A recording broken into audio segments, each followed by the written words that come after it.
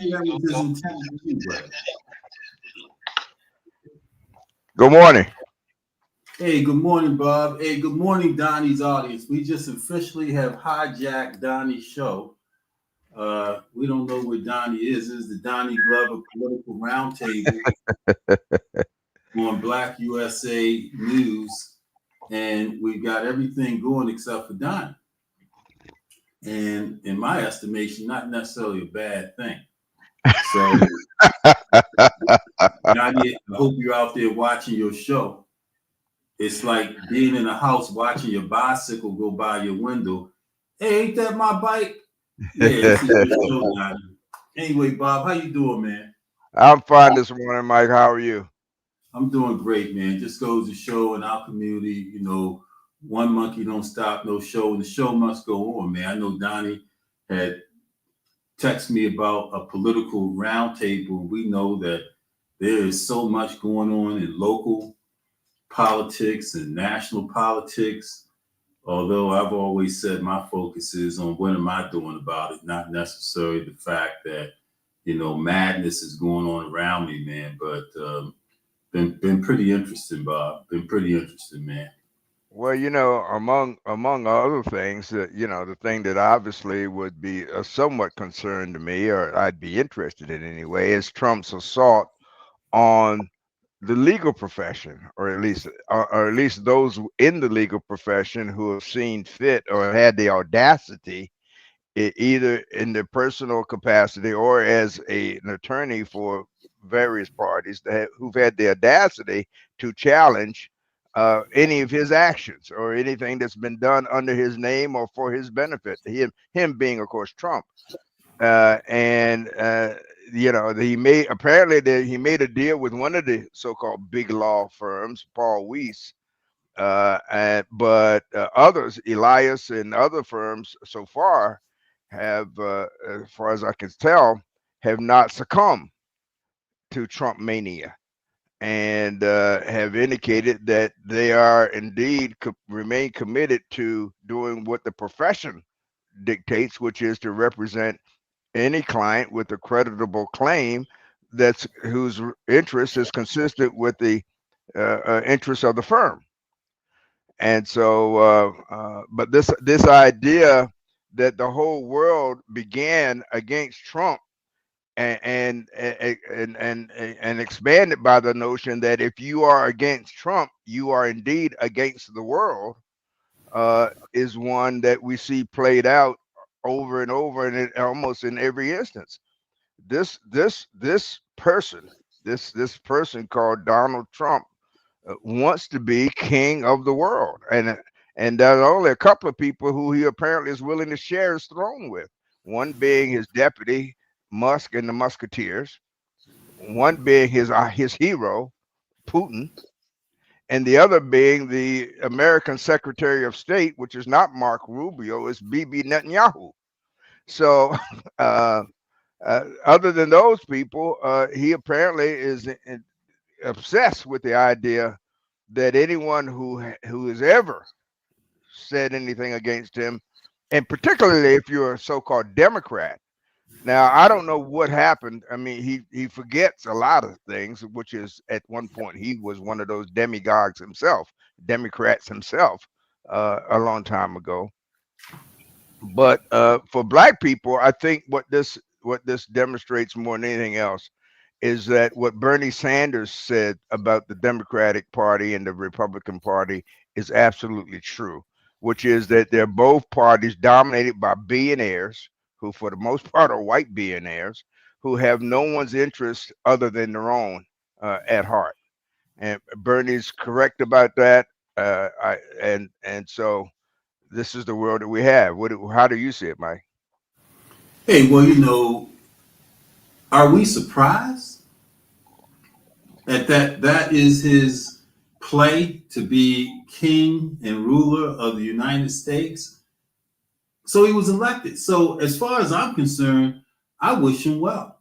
How can I be upset and mad?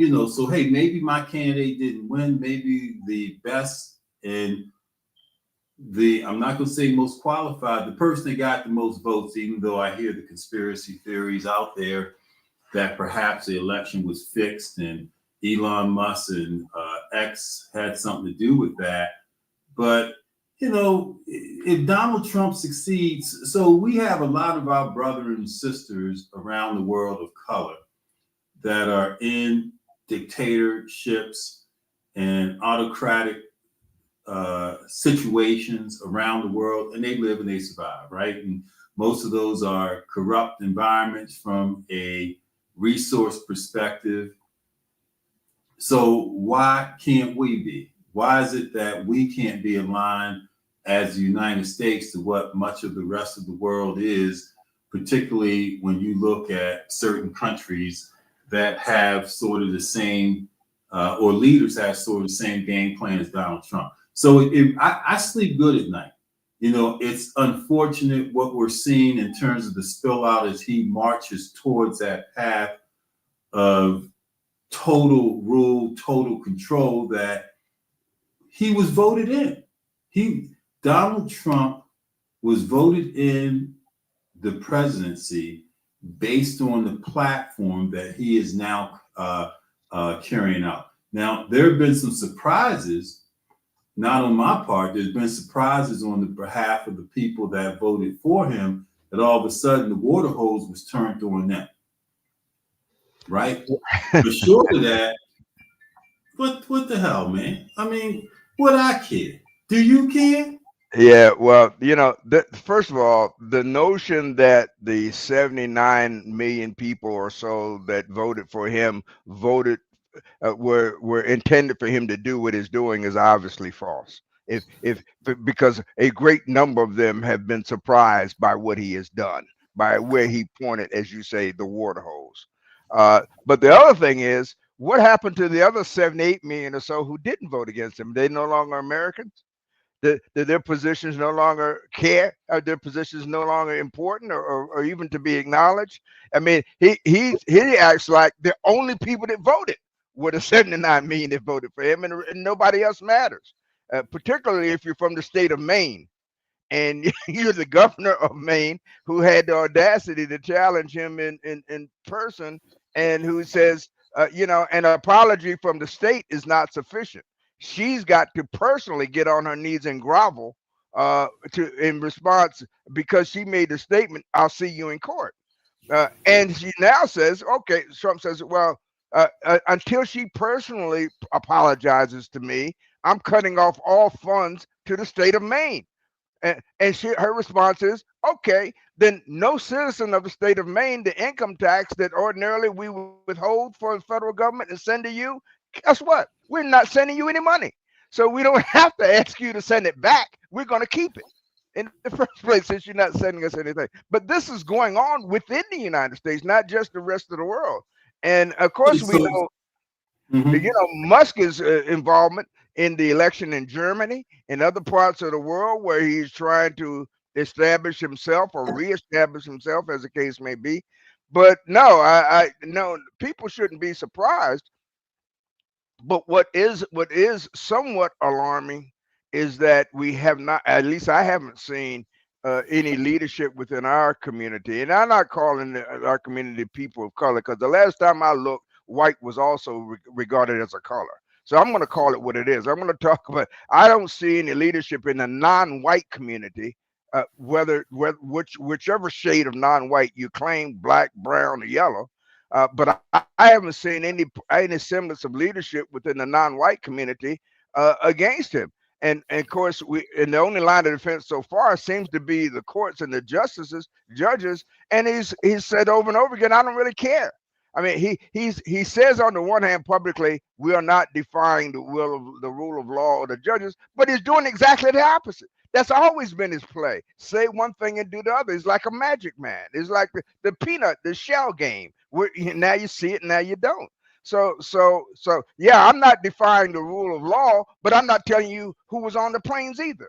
Well, you can. I hear you, Bob, but I think it's a total waste of my time. I don't know how you feel about your time. Yeah. I feel it's a total waste of my time to focus on what this man is doing and how he's doing. The fact that I was on the losing side, you said 79 to 78 million, I think was a little wider than that, but who cares? We all know in sports, when you win, and the winners reap all the spoils. And when you lose, you lose. You sit on the sideline, you suck it up, and look for a better day.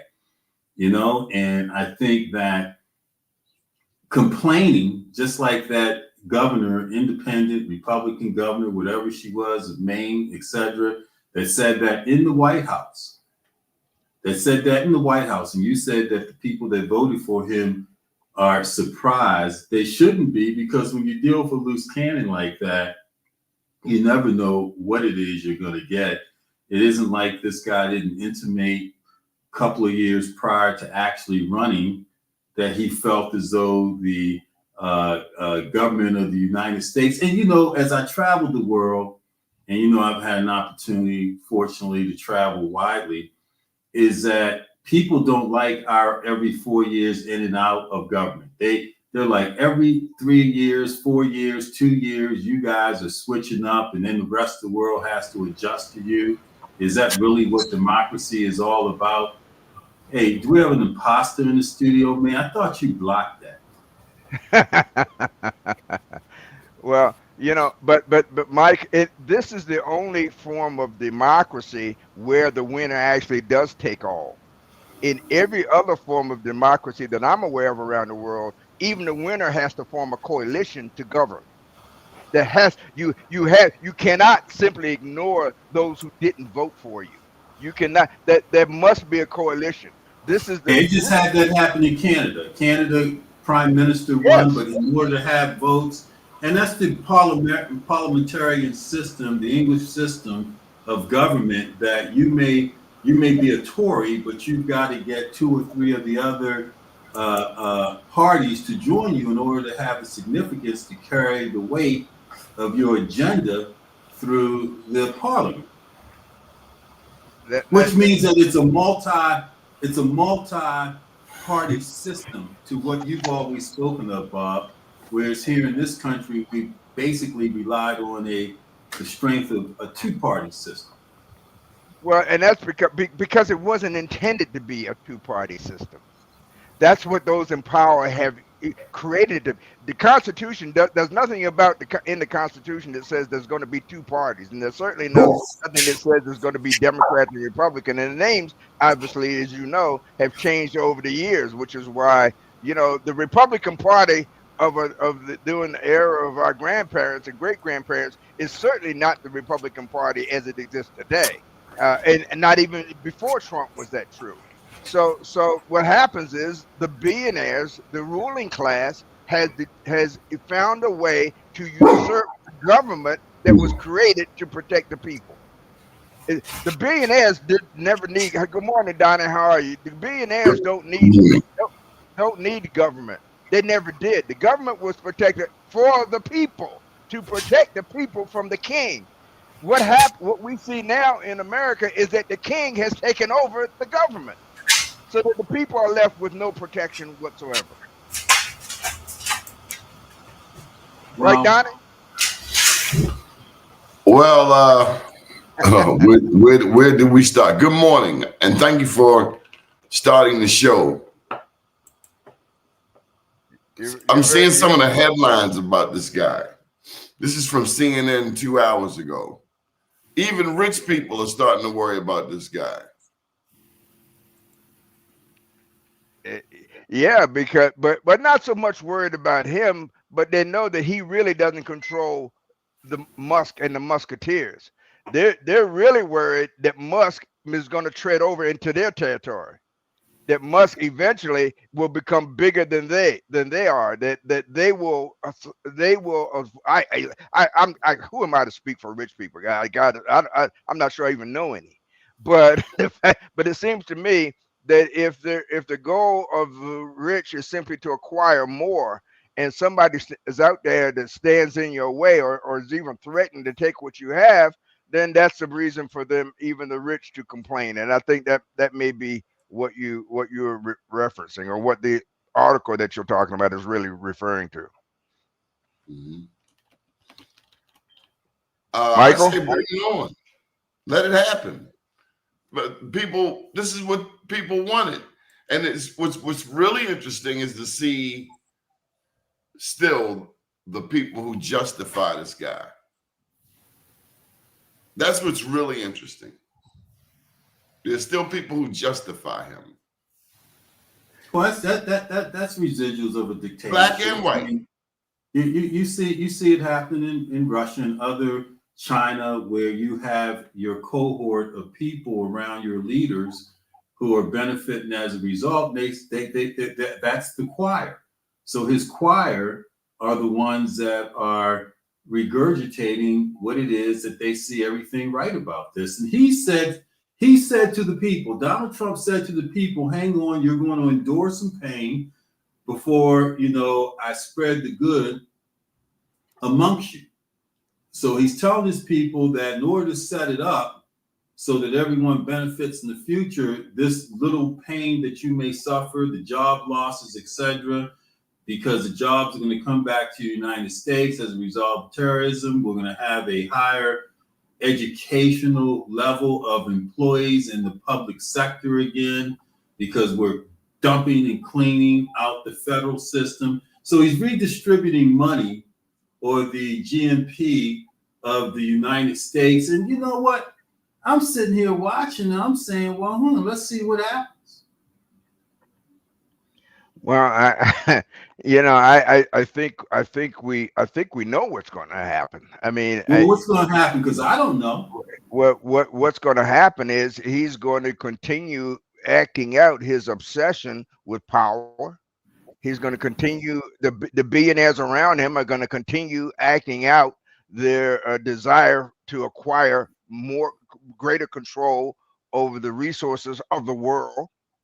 We see that play out in the so-called deal in the Ukraine for the so-called precious minerals, which happen to include lithium, which happens to be a primary component of batteries, which happens to be absolutely necessary for the operation of this vehicle called a Tesla. So we see it played out. We see it played out even in Africa, where at the same time, the precious minerals and resources have been stolen over the years, converted into something useful, sold back to them at extravagant prices, and then loans are made to them to buy back the goods and products that were made with their resources. And the amount of debt that they have to repay is such that they don't have the money to provide for the resources for their own people. Health. Have you heard of Ibrahim Traore in Africa that created his own plane company and own electric vehicles and mobile phone that Elon Musk is saying is going to destroy? Have you heard of Ibrahim over in Africa? I'm going to see if I can Google it, Donnie, so you can pull it up. The black man with his own electric car? Absolutely, and his own fleet of planes and starting. The U.S. is upset that he's doing this. If you could pull that up, Donnie, that'd be phenomenal.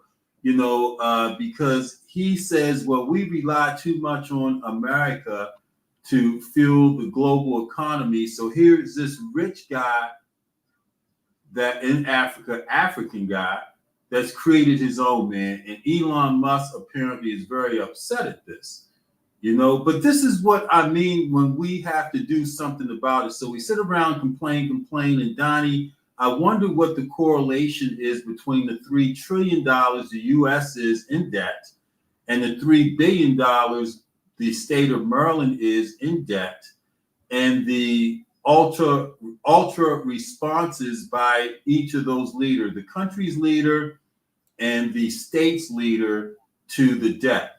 Should we subsidize it? You, Bob, and I don't have a government job, right? Is government now a form of welfare where we put people to work to balance out an economy, even though it's a losing proposition? Or do we actually do something and resolve debt, even if it's painful, so that you, Donnie, and I, Bob, aren't paying exponentially for stuff that, is of no benefit to us, only consequences? Well, I mean, what's happening in Maryland? Well, first of all, we need to tell the truth about who benefits from the government dole. the fact of the matter is that Elon Musk was absolutely bankrupt. Tesla was bankrupt, and SpaceX was bankrupt until Obama made a loan of $465 million for energy conservation, for new energy sources, by the way. And SpaceX was given a contract by NASA, both occurring around 2009. And following that infusion of capital from U.S. taxpayers, and then he took Tesla public and was able to raise the money, not just the money to repay the debt, but to in fact convert to produce the first profitable model of Tesla, the Model S, that exists. But until then, and he's continued to thrive off of the government dole ever since. I mean, you're talking about a guy that's got made over $23 billion in contracts from the federal government. So let's not talk about the federal government as though individual consumers are the ones who are living off the government. The fact of the matter is, just like the dispute now between Lockheed Martin and Boeing about this new so-called fighter jet, that they're going to call it F-47 in favor to honor Trump, or the new Trump Center that used to be the Kennedy Center Performing Arts. The fact of the matter is, all of these corporations that we look up to, that we say are symbols of American success, not one of them would exist today without their contracts with the federal government. Not one. So, Donnie, I just sent you a text, Donnie, with this black entrepreneur in Africa. I'm going to try to pull it up because it's compelling. It's compelling. Here's the question: Is it a flex when an African American buys a Tesla? Are we really putting two and two together? Tesla's made by a racist from South Africa. When a black person buys a Tesla, the question, is that a flex? Or, no disrespect, is that one geopolitically ignorant son of a bitch? Well, that is no more ironic than Jews buying Volkswagens or Mercedes-Benz. Right? I know plenty of Jewish people who own Mercedes-Benz. In fact, I know most of the ones that I know own Mercedes-Benz, and a lot that own Volkswagens or Porsches for that matter. So I don't think that the fact that an American black person might buy a Tesla, but first of all, the ones that I know that have Teslas bought them before they knew who Elon Musk was. But even today, if those that go out today and buy Tesla, I don't take that as a treasonous act against the black community. I see that somebody acting what they believe to be their personal interest, which is fine. But it's fine to have a personal interest. Everybody has one. But the point is, are you willing to control it to the point where you don't allow your personal interest to overcome and to trump the group benefit? That's the problem. Where do you draw the line? Is there a cap? Is there a line in the sand that you won't cross? And this country has always maintained that there was such a line, that whether it was promoted or by the Constitution or by a sense of morality or by just a sense of right and wrong. But the fact of the matter is that line has been completely obliterated in recent times. There's no control. There's nothing that they won't do to achieve personal interest. That's the problem. I mean, I look at the interest that we have put in one damn dance called Boots on the Ground. If I've seen it once, I've seen it a million times. Are we just that lost? When you say we, who is we? Black people. Give us a dance. Give us an airframe. Have you seen it? Have you seen it, Bob? Ricky would No. have the audacity to call this dance a movement. I haven't seen.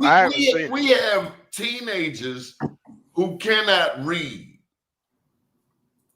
Wouldn't that be a more intelligible movement that we actually need? Do we need another line dance? Or are we just that damn gullible? Or we, like everybody else, the victims of those people, those 6 corporations that control 90% of the media.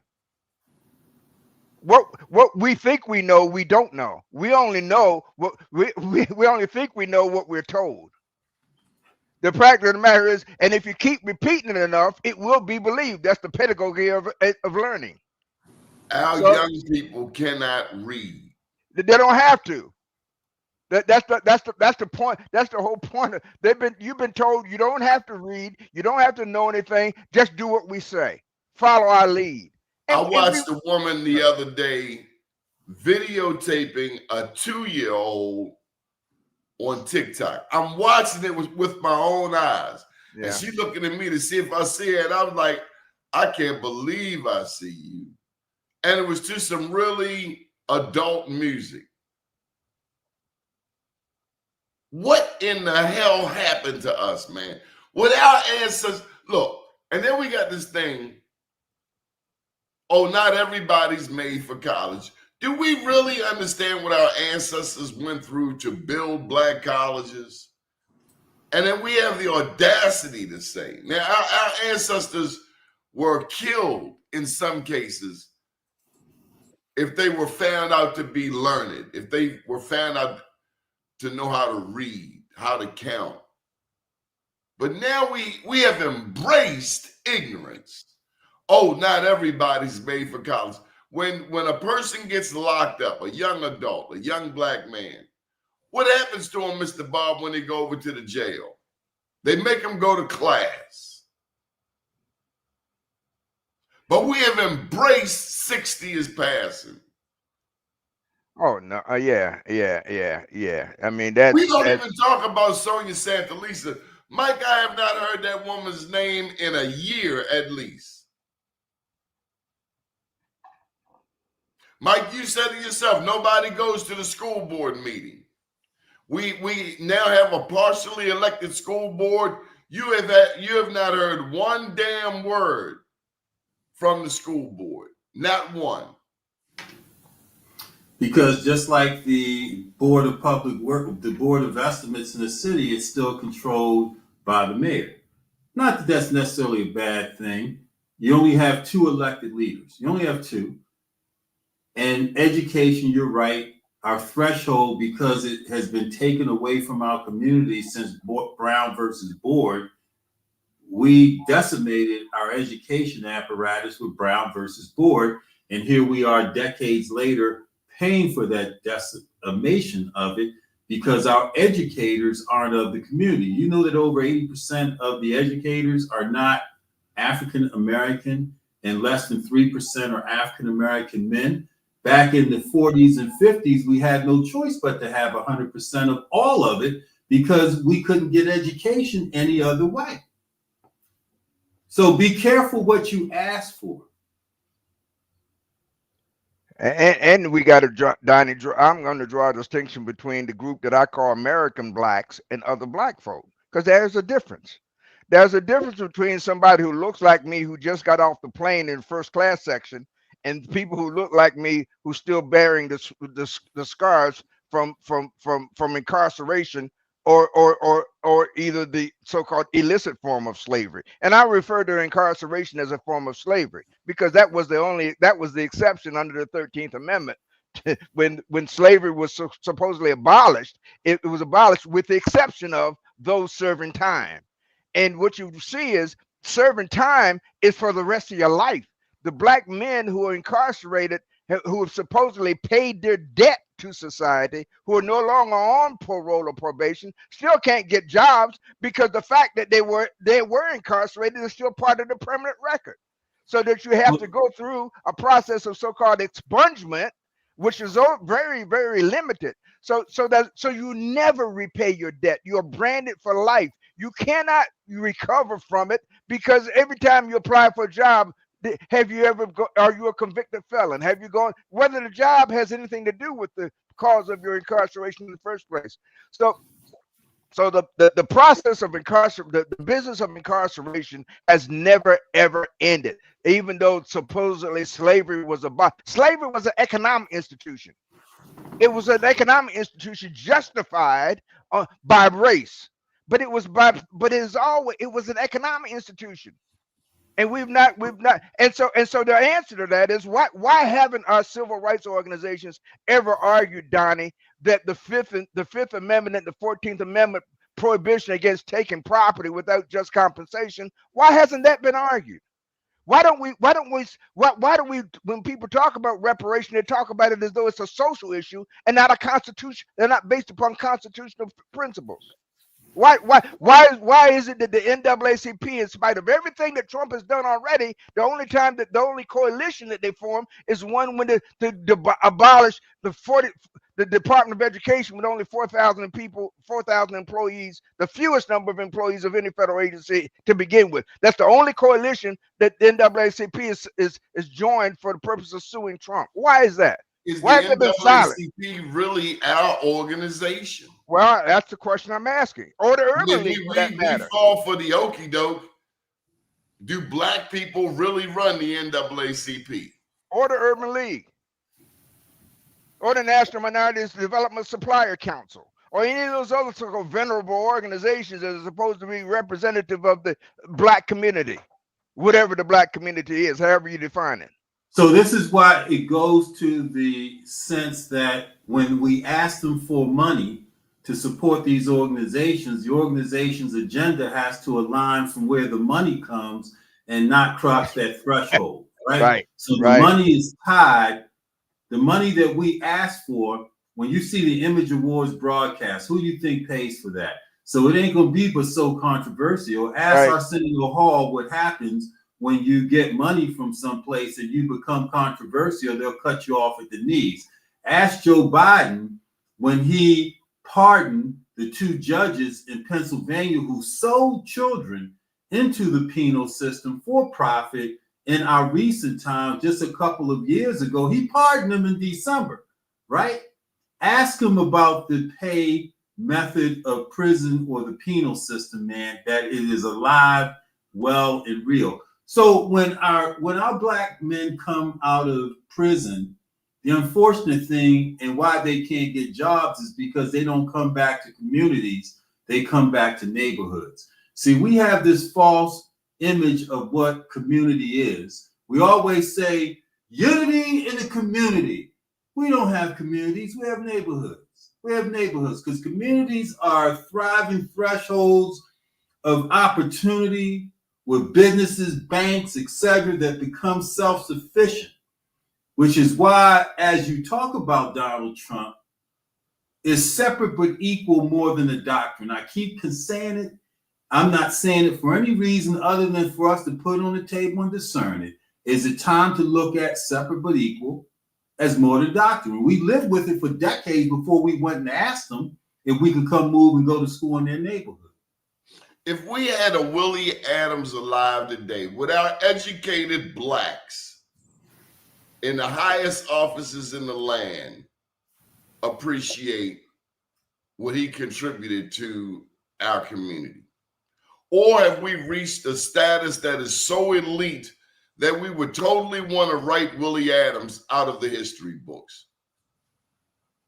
Well, I think to your question, Donnie, which is a compelling question, that our elite leaders have been bought and paid for people that are of the other races. Such we'll that take Cecil Rhodes's money.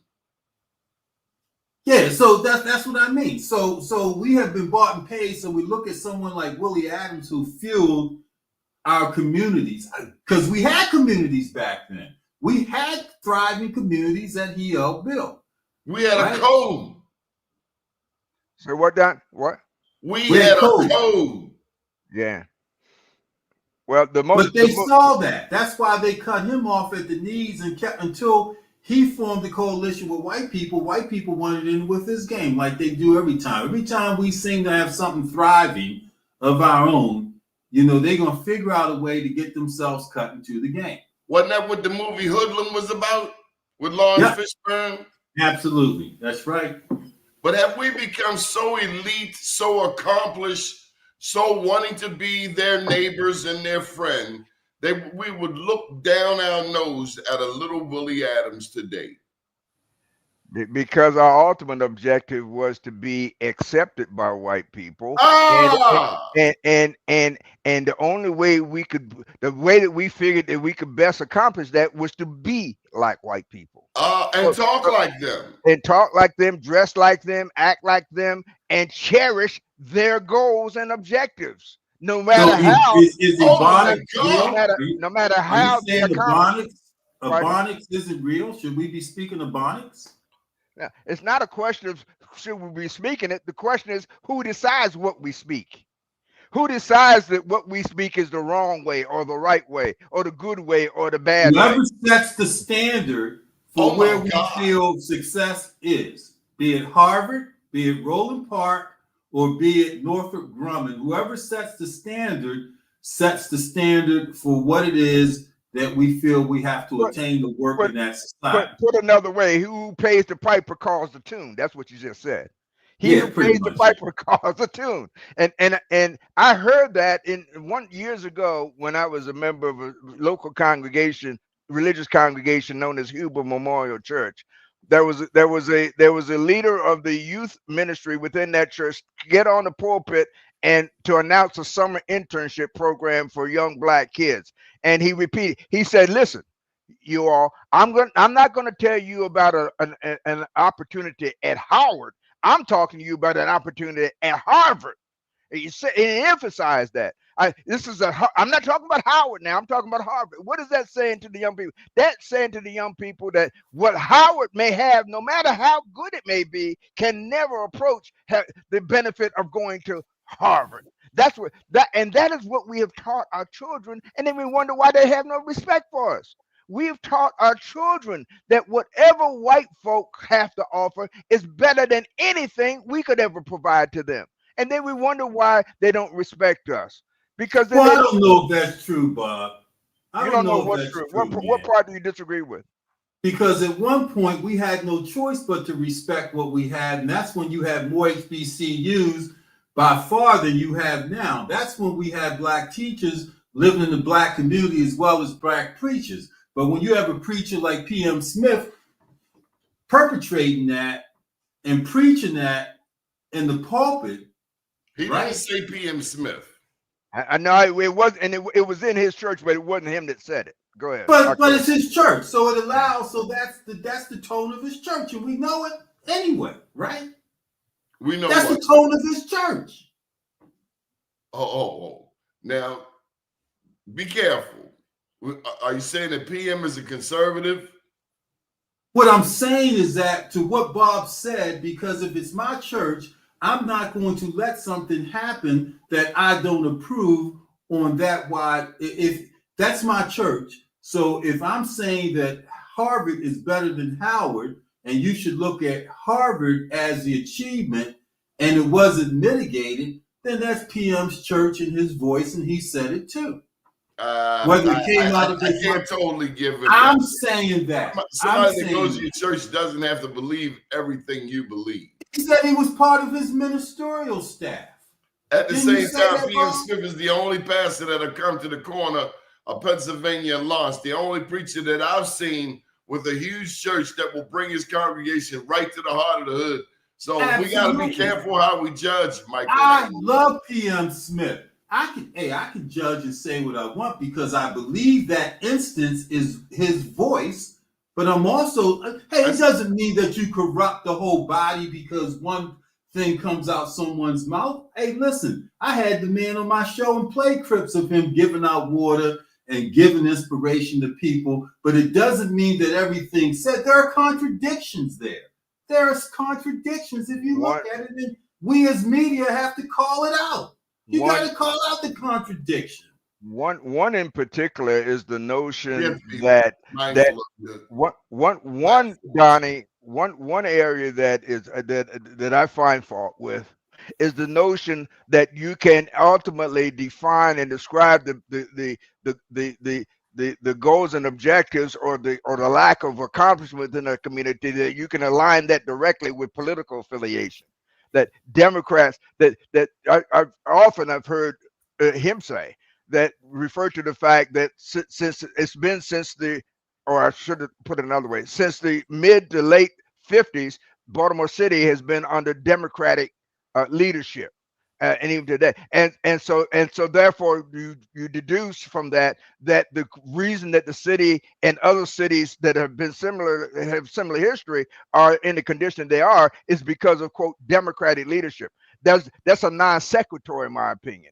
The fact that these people who are elected to office happen to be Democrats or whether they're Republicans has nothing to do, is not control with who they are as human beings and who they or what they believe in their hearts and minds and in their souls and the programs that they support. We're not born Democrats or Republicans, and so you cannot, that being a Democrat or Republican cannot be used to explain the situation. In fact, we see now the effect of adopting that point of view. The effect today is everything Democratic is evil in the minds of the Trump world. If you're a Democrat, you're evil, period. I don't care what you have to say. I don't care how learned you are. I don't care what degrees you may have. If you're a Democrat, you are a bad guy, period. And that's the problem that I have, because nobody's born that. Calling for a decrease in cash for critical services. Nobody's born Democrat or Republican. And they're both evil. Baltimore is 9-1 Democrat. Everything wrong with Baltimore tends to be a Democrat's fault. Yeah, and it's not. But it's not. Including That's the fallacy. That's the fallacy. That is the fallacy. That is because they're Democrats. Bernie Sanders, as I say, had it right. They're both organizations, Democrats and Republicans, run by white billionaires. That's the truth of the matter. And so for us as Black people to adopt a position that one is better than the other, or one is evil and one is good, is absolutely fallacious. That detracts us from what are really missing in our community, which is real leadership. That's what we like. And that's what for non-affiliated to be able to vote in the primary. Well, it's time for closed primaries to be eliminated, period. It's time, because the structure of closed primaries is the antipathy of the democratic process.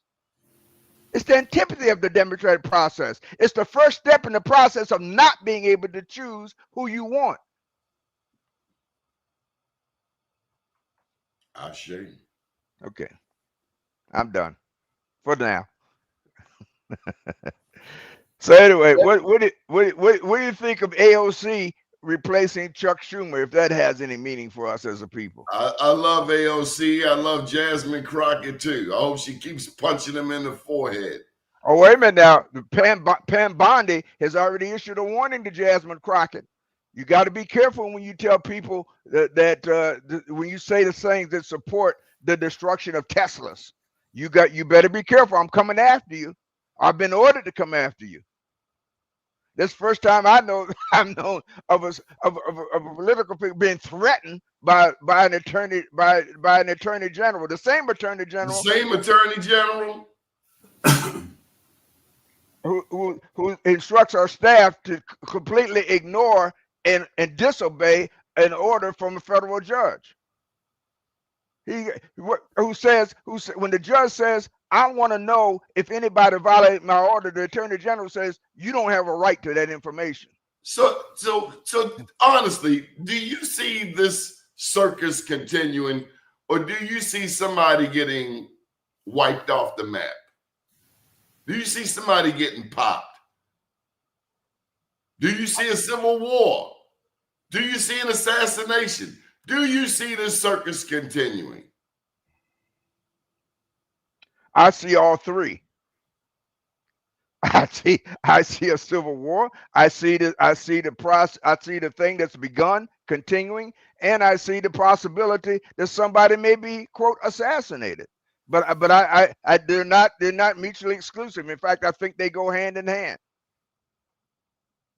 Do you think the initial stunt when somebody clipped Trump's ear was a game, was a ploy, or do you think somebody really got that close to him and missed?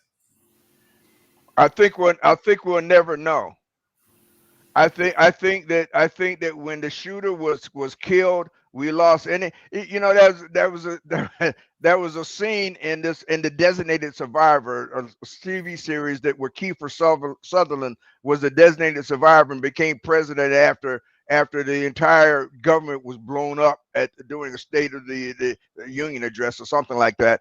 And the person and then they tried to kill Kiefer Sutherland so that their designated vice president would elevate, and the shooter was killed before anybody could talk to him and find out what his motive was. I don't know who was the target from that shooting, because he'll never tell. I do know that if somebody's ear had been hit by an AK-15, that it would have been more than a scratch. That I do know. So where do you see it going, Mike Haney? Do you see this circus continuing? Donnie. I mean, they've gutted civil rights legislation. Here's my favorite video on TikTok. It's the one of people calling out Latinos who voted for Trump. And it starts off typically with somebody laughing so hard. And the question comes up, how's that working out for you? Like the Cubans for Trump. Oh, Donald Trump. Hola, mi amigo, mi presidente. And then they locked up in the next clip and they say, what the hell? Well, the way I see it, Donnie, since you asked me that question, is that I don't want to start a movement because we want to dance. Yeah, I don't focus my energy on that negativity, man, because it doesn't, so what happens, whether assassination, war, does not affect me. I don't feel anyway. You know what I'm saying? Directly, how are you gonna feel the next time you travel abroad and they say, sorry, Mr. Haney, you can't come back into the United States? Me? Well, he's not from Nigeria. He don't have to worry about that. I don't think I have that problem. You've been to Kenya. I may not care if that's the case. Are you ready for that? I think I'm ready for that. Well, I think what I'm ready for, Donnie, is to be my choice. To be my choice, if that's where I'm at. And I think that's what we have to, if we want community, we have to focus on building a community and get out of the neighborhood mode. So all this focus on what is happening, that at the end of the day, where does it take us anyway, right? Because we're right back in the Democratic threshold in 4 years if we work to reelect them because we're afraid of this monster, right? So we get another monster like Gavin Newsom or whoever, right? Versus building our community and our infrastructure and asking for the right things at the table, man. We ask for the wrong things at the table. Our negotiating skills when it comes to Black America are negligible at best. Okay, we got an election coming up in 26. Are we ready? You got Baltimore County. You've got Julian Jones running for county executive. You got Izzy Patoka running for county executive. You got Pat Young and possibly even a Charles Sidnor. Where's the goon squad going to come from that's going to take Sidnor and Julian Jones and put them in a room and pimp slap them both and say, you're running and you're not running? Or are these two accomplished Black men politically going to split the Black vote? And we're going to have a Carl Stokes, Lawrence Bell, Martin O'Malley scenario in Baltimore County. Well, you know, that one element, that one person that you left out of the Carl Stokes, Martin O'Malley thing was a guy named Pete Rollins, who ultimately had more to do with the outcome than anybody that you mentioned. The deal that he made that ultimately put O'Malley in. We don't have a Pete Rollins in Baltimore County that I'm aware of. No, so no, I'm not aware of any organization in Baltimore County that could pull Jones and Sidnor, or Jones, Sidnor, and Pat Young, or whoever, into a room and say you run and you don't run. We don't have a 3rd district metro organization or a 4th district metro organization, and certainly nothing akin to a goon squad in Baltimore County. And that's because in many ways we're still asleep. And then do we have a replacement for Julian Jones? Yeah. The question is, Donnie, do we have enough American Black people who are willing to listen to the right voice? That's really the question. We've always had the numerical strength to determine the outcome of an election. Now, sometimes we ask the wrong question. Do we have enough votes in and of ourselves to win? That's not what you need. Elon Musk only owns 13% of Tesla stock. And this man is going broke. How can he have so much power and he's going broke? He is literally seconds away from going broke. Well, he's not seconds away because in many ways he's already cashed out of Tesla. He's put up his Tesla stock. He put up his Tesla stock to buy Twitter. That's the collateral for the money they loan. So that's another trick. That only in America can I get the benefit of what I own without having to pay tax on it because I haven't realized it yet. I haven't sold it yet. But I don't have to sell it to get the benefit of it. I got to put it up for collateral, and you loan me your money, and then I go buy what I want. Same difference. You got to understand how the system really works. So let me ask you one last question, because I know we're running out of time. Yeah. Are either one of you familiar with Paul Wiedefeld? Yeah, he's a former WNATA and head of the Paul Wiedefeld, Secretary of Transportation. Yes, I know him. I know him. Now, he's the one who got rid of Ricky Smith during Ricky Smith's first tour of duty. Remember, Ricky Smith came in under Ehrlich to run BWI Airport, right? Mm-hmm.